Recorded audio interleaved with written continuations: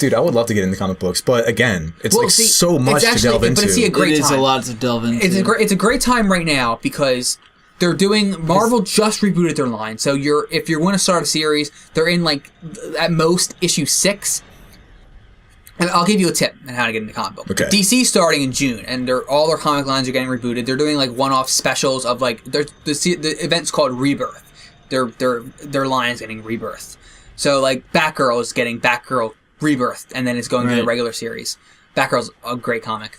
I recommend Batgirl. But the good way to get into comics is you look at series that you like, you look at reviews, and they release an issue by issue, once a month. So Invincible Iron Man, for instance, is number 6 right now. It's been out for 6 months. After an arc, a story arc, which usually lasts about 5 to 6 issues, they release a trade paperback of all those issues. It costs like $10 to $15. Right. It's just a book that they release with all that, the whole arc in it. People usually wait to buy that if they don't want to do the monthly subscription. So you're like, I want to read Iron Man. I'll wait every 6 months. I'll buy the new trade. So it's like $20 every 6 months as opposed to $3 every month. And you only collect the ones you want, whereas opposed to monthly or weekly, you go out and you go, what came out this week? That all sounds interesting. I want all of it and spend $100 on it. Yeah. But the great thing about comics nowadays are, like, I feel as though they're less concerned with continuity and, like, they're all in, like, Marvel's all in the same universe, but they're doing this thing where everything has its own distinctive voice. Like Ryan North, who does Dinosaur Comics, the webcomic online, if you've ever heard of it. Yeah. He's writing Unbeatable Squirrel Girl right now. You haven't heard of it. It's really great.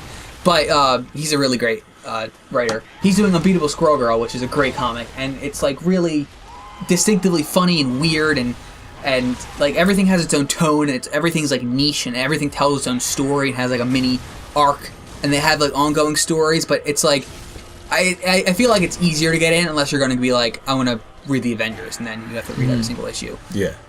But if you're looking into it, find one series you want to get into, decide if you want to do issue by issue or do the trade paperbacks. You know what I mean? Yeah. One I would recommend is any Star Wars comic right now.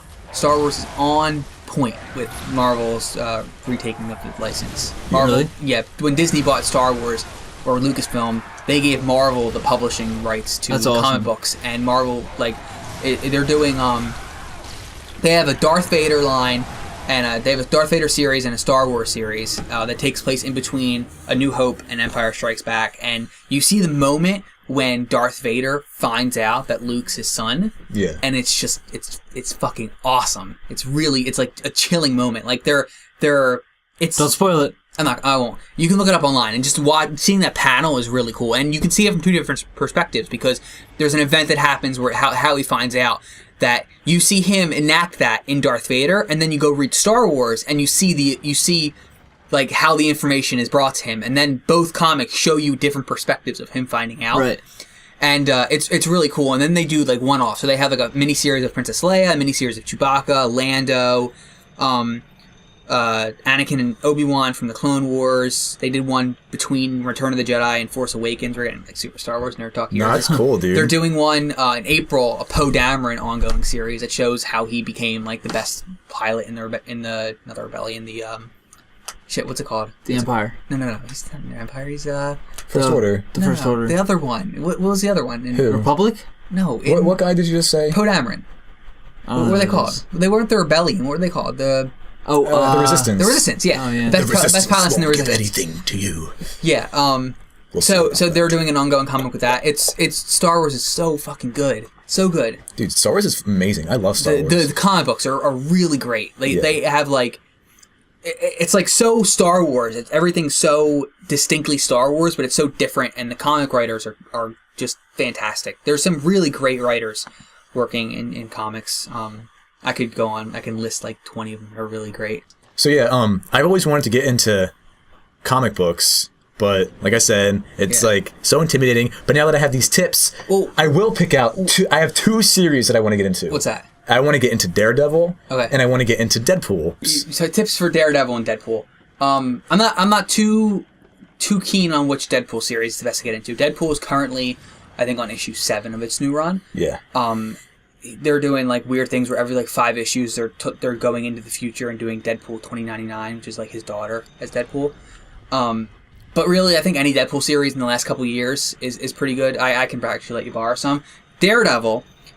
So, Daredevil was relaunched a couple years back when, like, in storyline, he was out to the world as Matt Murdock. Everyone knew his secret identity and that he was blind. He was kicked out from being a lawyer in New York, and he moved to San Francisco. And the series that resulted from that, written by Mark Waid, who's a great comic writer, was really light and, like, really, like, not joyous, but it was, like, really... like, not dark. It wasn't like... And he's usually dark and gritty, but I thought it was great. It was really fun. And then, when the new universe came back, they took away all that. Everyone didn't know who he was, and it's super gritty, and it's super dark, and he's not with his girlfriend, who was really great, and Foggy hates him or something, and I don't like it at all. So, I would recommend... Too emo. I don't know. It's just like it's such a weird tonal shift from what they're doing. And the creators who worked on that are doing the new Black Widow comic, which I'm super psyched for. But... if you wanted to do it month by month, pick up the first issue, and if you don't like it, I would recommend going back to the previous run by Mark Waid. If you go to any comic book store and say, I'm looking for, book number 1 of the Mark Waid Daredevil run, they'll give it to you. They'll know. Yeah. Usually, there's one in Levittown, a comic book shop, Waid's Comic Madness, which is really great. They're really friendly there. I went to a comic book shop on a comic book day. Yeah. And it was really cool. I don't remember where it was. Yeah. It might have been that. Well, this one, if you, this is super local. If you go up New Falls, just keep going up New Falls. Just keep going up.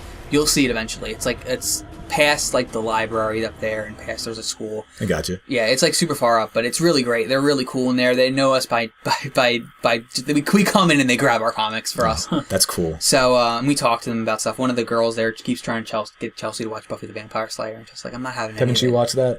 What? Didn't you watch it? Yeah, Buffy's really great. Buffy's a good show. I might not be into comics. I watched the show for a little bit, I think. But I certainly read manga. I'm currently reading Berserk. I'm trying to get caught up in that. There's a lot of chapters. Berserk is really fucked up? Berserk is really dark. It's really gritty. It's really brutal. There's a lot of blood. There's boobies.